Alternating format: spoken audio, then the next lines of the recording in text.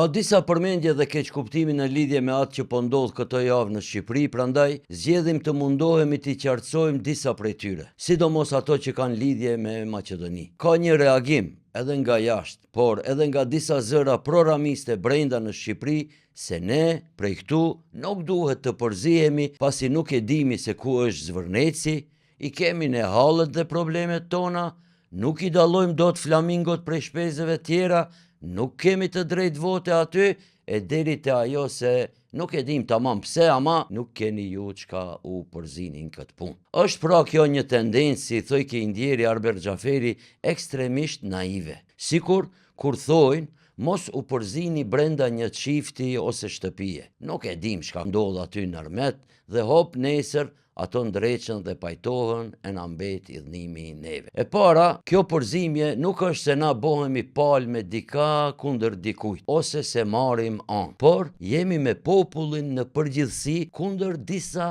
individëve. E dyta, kjo nuk është përzirje në lidhje e marrëdhënie martesore e familjare, por është në një çështje pronash. E në çështje të pronave dhe trashëgimisë, si çdo kund në botë, i bie të përzihen edhe vllaznit, edhe motrat, edhe kushërinjt, e deri edhe te farefisi i lartë. Pra, tapia e Shqipërisë është edhe e jona. Do me thonë, shqiptarët ja kanë lanë emrin Shqipëri, e kanë bon dhe e kanë rrit këtë Shqipni. Se ka prun qez atë dikush. Ka Shqipnia, qezit i thojnë paj, por ajo është në trullin e çliruar prej dervish carës të Pallçishtit, që i ka çliru si Shqipëri, sefte këto qytetet tona dhe gjysmën e Kosovës, e mandej lidhja e Prizrenit që e ka bo qeverin e parë dhe kryeministrin e parë të Shqipërisë, Ymer Efendi Prizreni.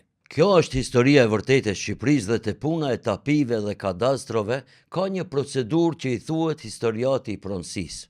Unë vetë se di tamam si i thojnë Shqipni, cilën as gjyqi dhe as një lloj falsifikimi nuk e ndryshon dot.